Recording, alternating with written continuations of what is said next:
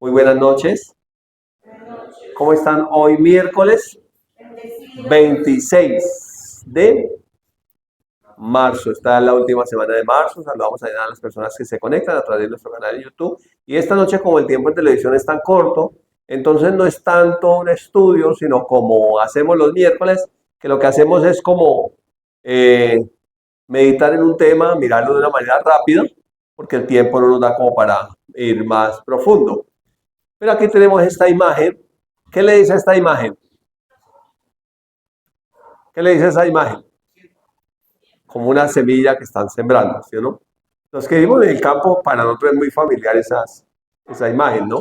Los aquí citadines nos dicen, ¿y qué será eso?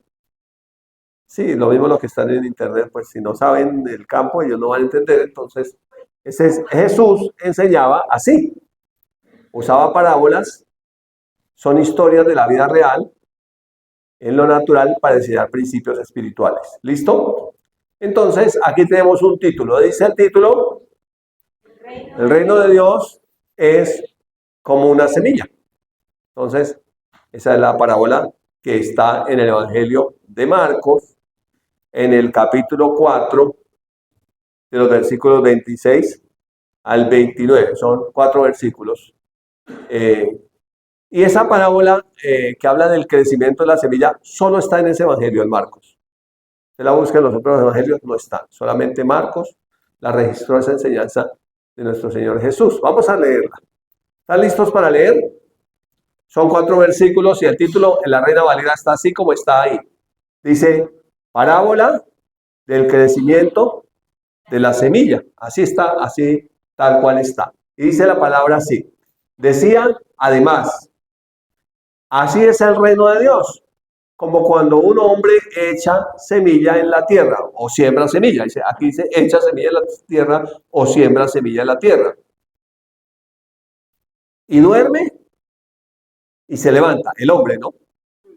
El hombre duerme y se levanta de noche y de día. Y la semilla brota y crece sin que él sepa cómo. Versículo 28. Porque de suyo lleva fruto la tierra. Primero hierba, luego espiga, después grano lleno en la espiga, y cuando el fruto está maduro, enseguida se mete la hoz, porque la siega ha llegado, o el tiempo de recoger la cosecha ha llegado. ¿Listo? Entonces aquí está haciendo un resumen muy, muy corto del proceso de la semilla entre lo que se siembra y cuando se recoge la cosecha. Para explicar que el reino de los cielos. Está explicando el reino de los cielos. Si usted coge el Evangelio de Marcos, en el capítulo 4, y lo abre, el primer pasaje es la parábola del sembrador. Entonces, la parábola del sembrador sí está en los otros evangelios, y está la parábola y está la explicación de la parábola. ¿Se acuerdan que hay 4 tipos de terreno? Que estudiamos la otra vez, que vimos que más o menos del 100% de la semilla que se siembra, el 25% produce fruto, y que los tipos de terreno hablan de la actitud de uno frente a la palabra de Dios. ¿Listo? ¿Sí? Entonces, básicamente es eso. Pero el único evangelio donde aparece la explicación o esta parábola del crecimiento de la semilla es en Marcos, en el capítulo 4, no está en los otros evangelios. ¿Listo? Entonces, vamos a hacer como una reflexión pequeña, vamos a mirar algunas cosas. Entonces, en la parábola del sembrador, que es la primera que aparece en el capítulo 4, el énfasis es la responsabilidad de los seres humanos frente a la predicación de la palabra. Si usted coge la parábola del sembrador, el énfasis de la palabra es nuestra responsabilidad, como nuestra actitud. El que cayó en pedregales, un corazón duro, ¿cierto? El que cayó entre espinos, el de los afanes, el de la angustia por las riquezas, el engaño de las riquezas, el que cayó en el camino, el que se deja engañar y el enemigo viene a robar la semilla, y el que cayó en buena tierra, el que se esforzó y dio fruto. Luego en la explicación viene, en la parábola del sembrador, dice, los que cayeron en el camino son los que lloraron y no entendieron. Los que cayeron en pedregales son los que no tenían profundidad y se secaron. Los que cayeron entre espinos fueron los que se dejaron engañar por el afán de la ansiedad y otras codicias necias y dañinas y perdieron y no dieron fruto. Y los que cayeron en buena tierra son los que con perseverancia producen fruto al 30, al 60 y al 100 por uno, es decir, en un proceso de menos a más. ¿Listo? Pero ya si nosotros miramos esta parábola, la del crecimiento de la semilla, enfatiza en el poder divino de la semilla, de la palabra de Dios. Entonces es importante entenderlo en contexto. Entonces, si unimos las dos parábolas, la del sembrador con la parábola del crecimiento de la semilla, podemos tener el contexto completo. El énfasis de la parábola del sembrador es nuestra responsabilidad. Si solamente la miramos a la luz de la parábola del sembrador, podemos creer, llegar a pensar, uy, entonces la salvación es un asunto mío y de responsabilidad únicamente mía. No, si miramos esta otra parábola, entonces vemos el poder divino que tiene la palabra para producir fruto. Entonces necesitamos mirar. Mirando otro milagro que hizo Jesús, para poder colocar ese ejemplo y ponerlo en contexto. ¿Ustedes se acuerdan cuando Jesús sanó a un ciego? Que le colocó barro en los ojos. Voy a ponérsela aquí, pero serían en imágenes, como colocarla para poder ver esa unión entre nuestra responsabilidad y el poder de la palabra de Dios. Porque la palabra de Dios es para todos. Sin embargo, no todos son salvos. ¿Eh? Entonces, vamos a ponerla gráficamente. Entonces, lo primero que dice esa enseñanza es que Jesús, ¿qué hizo? Hizo barro, ¿sí? Hizo barro.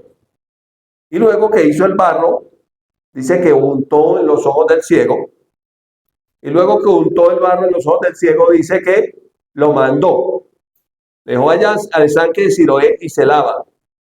Y dice que él fue y se lavó. Y que cuando fue y se lavó, entonces recibió la vista. Entonces lo que está diciendo aquí es que hubo un trabajo entre Jesús, que es la palabra, y la obediencia del hombre para recibir el milagro. Esa obediencia, traducido en palabras cristianas, sería fe. La fe que él tuvo para obedecer la orden que Dios le dio. Y entonces esa palabra produjo fruto. El fruto en este caso fue que el ciego pudo ver. Según la parábola del sembrador, es que la semilla va a producir fruto. O según la parábola de la semilla, el crecimiento de la semilla es que la semilla creció y produjo en un proceso de crecimiento un fruto y hubo una cosecha. ¿Sí? Básicamente es eso. Sigamos entonces mirando un poco más. Entonces, en la parábola del sembrador muestra que el reino de Dios se entiende por el acto de sembrar la semilla de la palabra, ¿cierto? Entonces, el reino de Dios es un acto donde la semilla de la palabra se siembra, ¿cierto? El reino de Dios entonces es una semilla que en la parábola de la semilla de mostaza dice que es la semilla más insignificante de todas, o sea, la que el ser humano dice, no, eso es, ¿quién quiere saber de la Biblia? Eso no, como que no es tan interesante. Entonces, el reino de Dios, entonces en la parábola del sembrador, se entiende por el acto de sembrar la palabra, ¿cierto? Se sembró la palabra. Listo. Pero en esta parábola vemos el reino de Dios que crece de una manera oculta, ¿cierto? Así como el proceso de germinación de la semilla que crece sin que nos demos cuenta cómo. Así como cuando en el Antiguo Testamento dice, así como no entiendes cómo se forma el bebé en el vientre de la madre, cómo crecen sus huesos, tampoco entiendes las cosas de Dios. Entonces es un proceso que ocurre sin que uno logre entenderlo. Ocurre porque la palabra tiene en sí misma el poder para hacer lo que Dios dijo que se ha hecho. Entonces, cuando uno pone fe para obedecer o hacer lo que la palabra dice que haga, el poder de la palabra se manifiesta, porque ella misma tiene la capacidad de hacerlo. Entonces, mire lo que dice Lucas 4, 26, 27. Decía además, así es el reino de Dios, no está comparado, ¿cierto? Dice, como cuando un hombre siembra la semilla en la tierra. Y luego, ¿qué hace el hombre? Dice que duerme y se levanta de día y de noche. ¿Y qué pasa con la semilla? La semilla crece, brota y crece sin que él sepa cómo. Más o menos es un proceso así. ¿Qué hace uno en la vida? Duerme, se levanta. Duerme, se levanta. De día y de noche. Pero la semilla, ¿qué está haciendo? ¿La sembraron? Nadie sabe cómo, pero comenzó un proceso de crecer. Así que la palabra que es sembrada en uno produce fruto, va a crecer. Claro, también la misma Biblia explica, no en la parábola del crecimiento de la semilla, sino en otras escrituras, que la palabra también es como agua que riega. O sea que esa palabra que fue sembrada necesita ser regada por otra palabra, que es como el agua. Porque en el Antiguo Testamento dice, porque así como desciende de los cielos la lluvia y la nieve, y riega la tierra y la hace germinar lo que germina en la semilla, ¿cierto? La hace germinar y producir, para que dé semilla al que siembra y pan al que come. Así es mi palabra que sale de mi boca, que no regresa vacía. Entonces lo que está diciendo ahí es que también la palabra que fue sembrada necesita ser regada. Entonces, en oportunidades la palabra que es predicada o enseñada está siendo sembrada, pero en otras palabras está actuando como un riego. De todas maneras, ella misma tiene la capacidad para que siga creciendo, germine, crezca y dé fruto. ¿Listo? Que es el proceso. Si aunque uno entienda cómo ocurre el proceso, sin embargo, el proceso está ocurriendo. Entonces, el reino no se manifiesta de forma inmediata, es un proceso. La persona nació de nuevo, pero hay un proceso que ella va a vivir. No se va a manifestar el reino de una forma inmediata. Así como la semilla sembrada no da fruto inmediatamente. Entonces la semilla se siembra, pero el que sembró no dice, sembré ayer la semilla, voy a recoger hoy la cosecha. No, ni dice Santiago, ni tampoco el agricultor está diciendo a la semilla, produzca, produzca, desesperado que produzca. No, hay un proceso. Entonces así es el reino de Dios. La semilla se sembró, pero hay que esperar un tiempo a que esa semilla dé fruto o se manifieste. Me gusta mucho como lo enseña aquí. Ese concepto de Jesús, que había un proceso y que en su debido tiempo se iba a manifestar, ese concepto de Jesús de que mi reino no es de este mundo, chocaba mucho con las expectativas de los judíos del siglo I. Porque los judíos del siglo I esperaban que fuera un reino visible, establecido de forma inmediata cuando el Mesías viniera.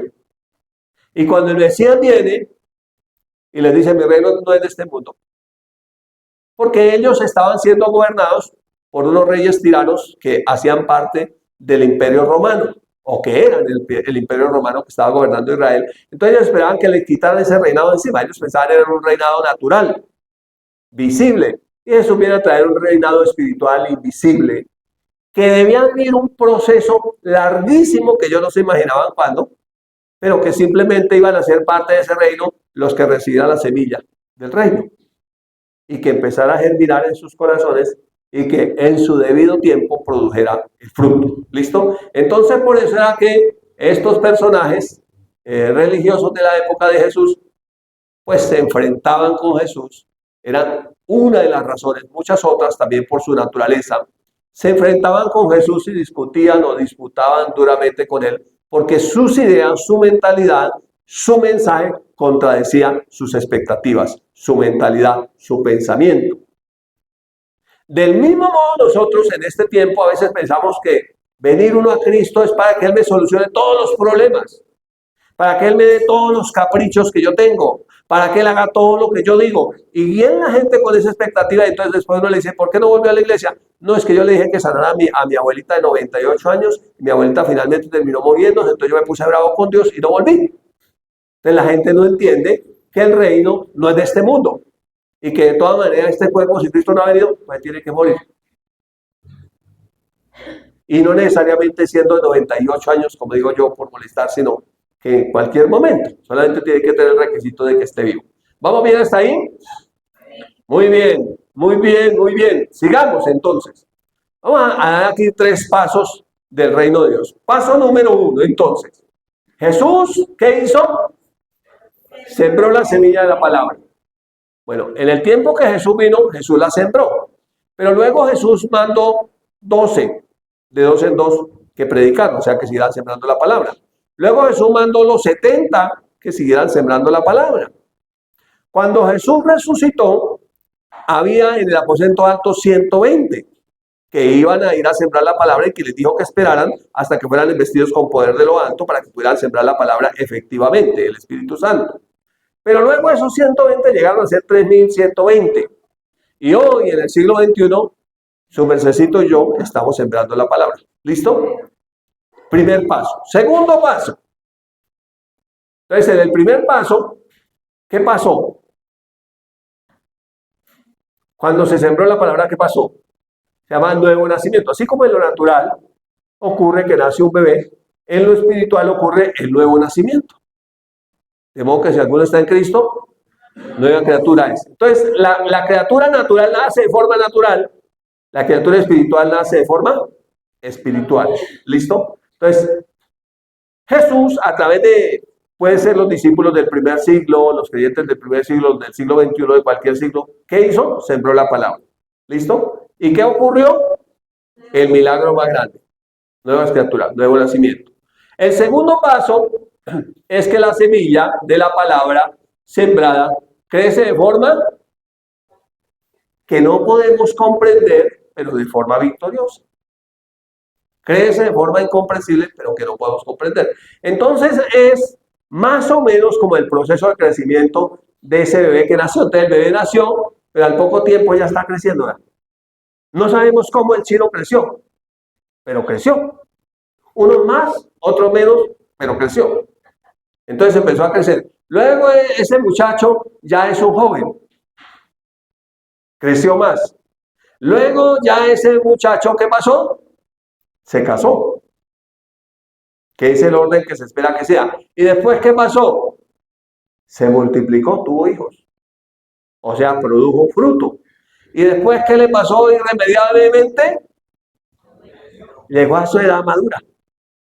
O sea, cuando el fruto está maduro. ¿Sí ve que es un proceso muy similar al proceso natural? El proceso que vive la semilla, que es un proceso espiritual, pero se puede colocar el ejemplo así. Entonces dice que ya cuando llegue el tiempo, puede ser que Jesús lo mande a llamar, en la tercera parte, cuando llega el tiempo, se recoge la cosecha, ¿cierto? ¿Cuál es la cosecha? Verdaderos creyentes. Entonces puede ser cuando Jesús lo mande a llamar, así se ve, o cuando sea arrebatada la iglesia. Nos gusta mejor que sea cuando sea arrebatada la iglesia, para no tener que ser otra vez el grano desnudo que baje a la tierra. ¿Sí?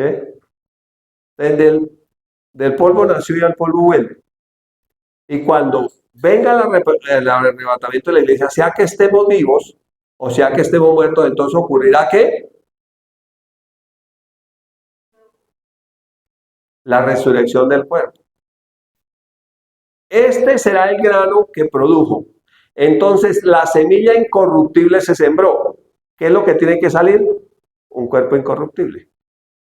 Entonces finalmente va a dar fruto. ¿Cuándo? No sabemos. En términos de tiempo, no sabemos. Solamente Dios sabe cuándo será el tiempo en que los que hemos sido salvos seremos manifestados. Pero la Biblia dice que la creación de imagine a una y aún está con un dolor de parto esperando la manifestación de los hijos de Dios. Esta es la manifestación. Capítulo 15 de la primera carta de Corintios. Se siembra cuerpo corruptible,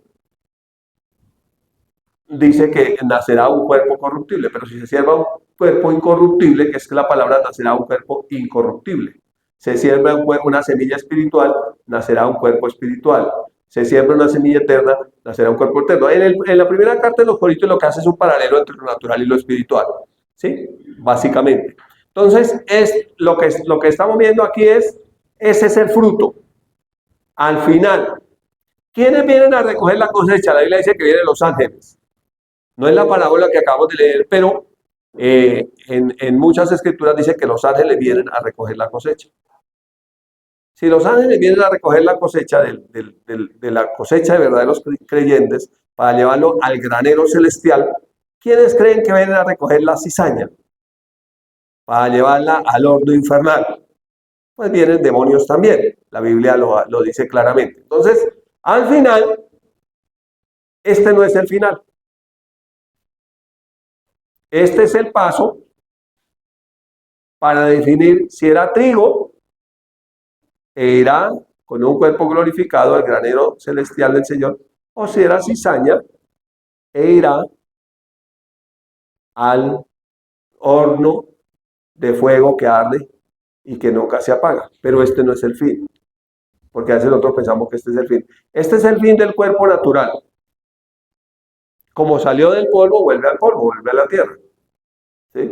Pero no es el fin de la vida del creyente. ¿Listo? Eso es como resumiendo un poquito ahí. Entonces, ¿cuál es la tarea del sembrador? La tarea del sembrador es sembrar la semilla de la palabra de Dios y recoger el fruto al final. O sea, ¿qué hace Dios? Siembra la semilla. Para sembrar la semilla misma descendió en forma de persona, se llama Jesús. Para ser sembrado él mismo. Si el grano de trigo no cae en tierra y muere, queda sin fruto. Pero si cae y muere, produce mucho fruto. Jesús, esa semilla que descendió del cielo, cayó, murió para producir mucho fruto. ¿Listo? Entonces, la tarea del sembrador es sembrar la semilla de la palabra y recoger la cosecha al final. ¿Listo? Entonces, la imagen gráfica es así. El proceso. Aquí está también el proceso. Desde que se siembra la semilla hasta que se recoge el fruto. Miren lo que dice Marcos 4, 28 y 29. Dice, porque de suyo lleva fruto la tierra. ¿La tierra es la que lleva fruto? La semilla que se pone en la tierra. ¿Sí? O sea, la semilla tiene la capacidad de producir fruto por sí sola. Entonces luego habla de un proceso. Primero hierba, luego espiga, después grano lleno en la espiga. Y cuando el fruto está maduro, o sea, al final, enseguida se mete la hoz para recoger la cosecha.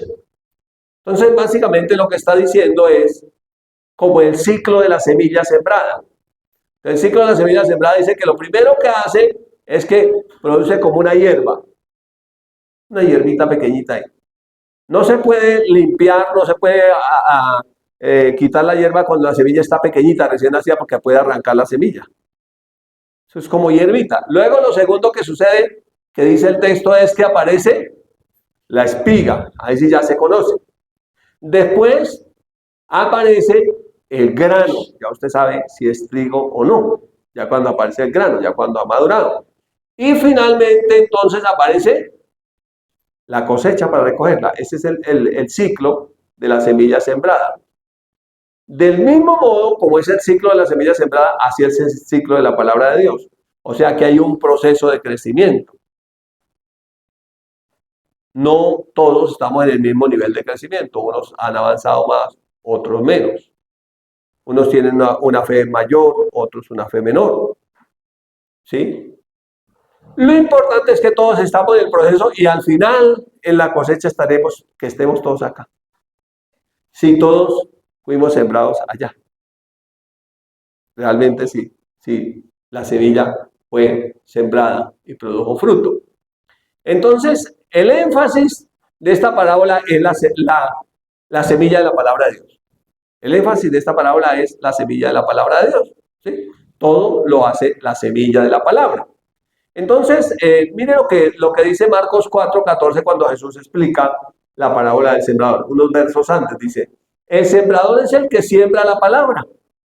Entonces, el énfasis, tanto en la parábola del sembrador como del crecimiento de la semilla, es la palabra. Por eso nosotros necesitamos honrar la palabra, creerle la palabra. Si nos invitan a predicar, procurar predicar la palabra, aunque de pronto dice usted puede una que otra historia, pero procure que lo que predica sea la palabra, que el mensaje sea la palabra. Porque si son solo historias, no sirvió para nada. Porque no hay semilla.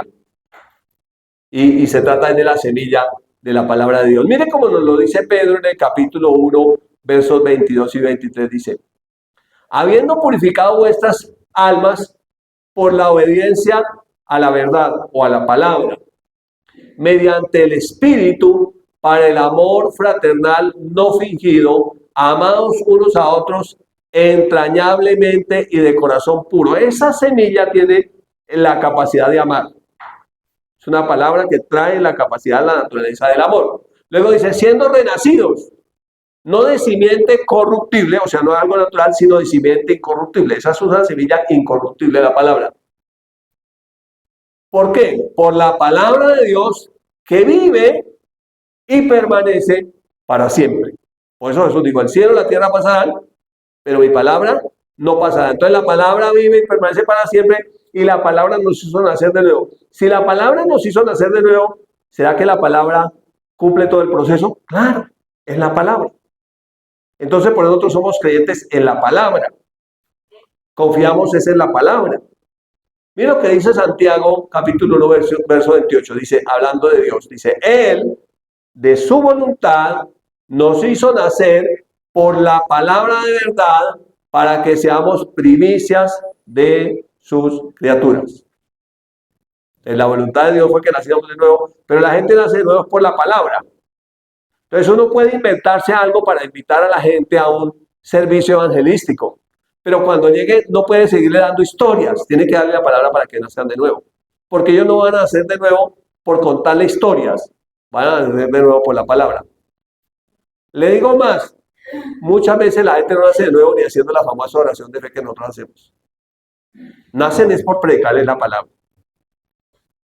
Así ni siquiera hagan la oración de fe. ¿Sabía eso? Porque la que produce fruto y la que hace nacer de nuevo es la palabra. Uno puede inventarse muchas cosas y uno puede querer ayudar a la gente, todo eso está bien, pero tiene que tener claro que el énfasis es la semilla de la palabra de Dios. Entonces mire como lo dice Pedro en el capítulo 2, primera carta de Pedro, capítulo 2, versículos 1 y 2. Dice, desechando pues toda malicia, todo engaño, hipocresía, envidias y todas las detracciones. Lea conmigo el versículo 2. Desead como niños recién nacidos la leche espiritual no adulterada, para que por ella crezcáis para salvación. ¿Sí ve que es la palabra la que nos hace crecer? Ahora dice que crezcan para salvación. Pero luego cuando nacieron de nuevo no fueron salvos, sí, pero aquí viene un proceso de crecimiento en el alma. Y luego dice, si es que habéis gustado la benignidad de Dios. Entonces debe haber en uno, como creyente, un deseo por la palabra. Debe haber un honrar la palabra. Si está predicando la palabra, yo no puedo estar mirando el celular, chateando, hablando, porque yo estoy honrando la palabra. Yo vine a recibir semilla. No vine a perder el tiempo, porque para hacer eso, pues yo lo había podido hacer en la casa. Pero realmente yo debo honrar la palabra, porque la palabra es Jesús mismo. Cuando nosotros abrimos la palabra, Dios hablándonos. ¿Listo? Y más adelante, si saltamos ahí mismo en la primera carta de Pedro, pero al versículo, capítulo 2, versículo 21 dice, pues para esto fuiste llamados, porque también Cristo padeció por nosotros, dejándonos ejemplo para que sigamos sus pisadas. Entonces ahora vamos a seguir el ejemplo de Jesús, que es la palabra hecha carne. Dice, el cual no hizo pecado, ni se halló engaño en su boca, quien cuando lo maldecían no respondía con maldición. Entonces deberíamos imitarlo a él. Cuando padecía no amenazaba, sino que encomendaba su causa al que juzga justamente. Entonces ese es el ejemplo o las pisadas que deberíamos seguir. Es el ejemplo de Jesús. Dice, quien llevó él mismo nuestros pecados en su cuerpo sobre el madero, para que nosotros, estando muertos a los pecados, vivamos a la justicia y por cuya herida fuimos sanados. Entonces, absolutamente todo lo que nosotros necesitamos, sea sanidad, sea provisión, todo lo hace la palabra.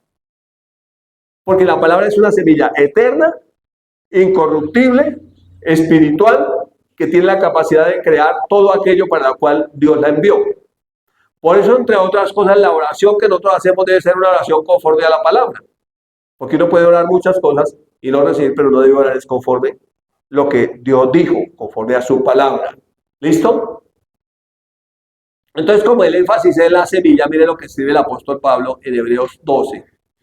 Hebreos 4:12 dice, porque la palabra de Dios es viva y eficaz. Entonces la palabra de Dios está viva. Es eficaz. Dice, y más cortante que toda espada de doble filo. que penetra hasta partir el alma y el espíritu, es decir, hacer diferencia entre el alma y el espíritu. Mucha gente no entiende la diferencia que hay entre el alma y el espíritu porque poco estudia la palabra de Dios. Entonces hay gente que confunde el alma con el espíritu. Hay gente que confunde las manifestaciones del Espíritu Santo con cosas emocionales de la gente, porque no discierne entre el alma y el espíritu. Pero lo que puede hacer esa diferencia entre el alma y el espíritu es la palabra. Ahora habla también del cuerpo, la palabra tanto para el espíritu como para el alma como para el cuerpo. Ahora del cuerpo dice las coyunturas y los tuétanos, y ahora vuelve y habla del alma y dice y discierne los pensamientos y las intenciones del corazón. O sea que la palabra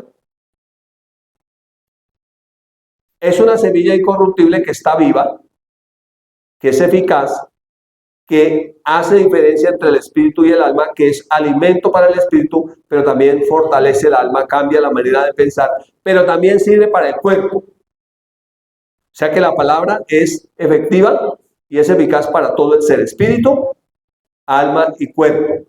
Pero también la palabra dice, porque aquí dice que discierne los pensamientos y las intenciones del corazón. El Antiguo Testamento dice, ¿por qué aquí que aún no está la palabra en mi boca y ya tú la conoces toda? Te está hablando de aquel que es la palabra, que sabe todo. Porque él mismo nos creó. Entonces sabe cómo confiamos, cómo funcionamos. Y el versículo 13 dice, yo he puesto 14, pero es el 13. Dice, y no hay o no existe cosa creada que no sea manifiesta en su presencia. Antes, bien, todas las cosas están desnudas y abiertas a los ojos de aquel a quien tenemos que rendir cuentas.